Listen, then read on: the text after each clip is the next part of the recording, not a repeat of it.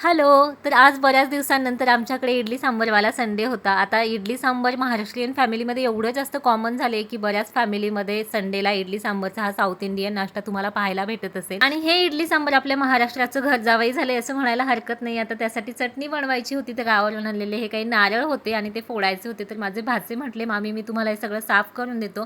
तर त्यांनी हे नारळ फोडून दिले. बघताय आपलं घरचं खोबरं आहे. आणि ज्या दिवशी इडली सांबर असतं ना त्या दिवशी दिवसभरासाठी वेगळं काही बनवावं लागत नाही. ही गोष्ट मला खूप जास्त आवडते. छान असं इडली सांबर बनवून घेतला. तर तुम्हाला माझी ही सांबरची रेसिपी खूप जणांना हवी आहे. मी तुमच्यासोबत नक्की शेअर करेल. संध्याकाळी छान अशी कॉफी बनवली आणि थोडंसं फेस पॅक लावलं होतं कारण बाहेर जायचं होतं.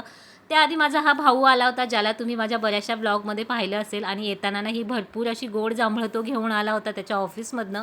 त्यानंतर छान असं तयार झालो. यांच्या फ्रेंडच्या मुलाचा बर्थडे होता, तिकडे जायचं होतं. त्याच्यासाठी गिफ्ट घेतलं आणि बर्थडेसाठी पोहोचलो.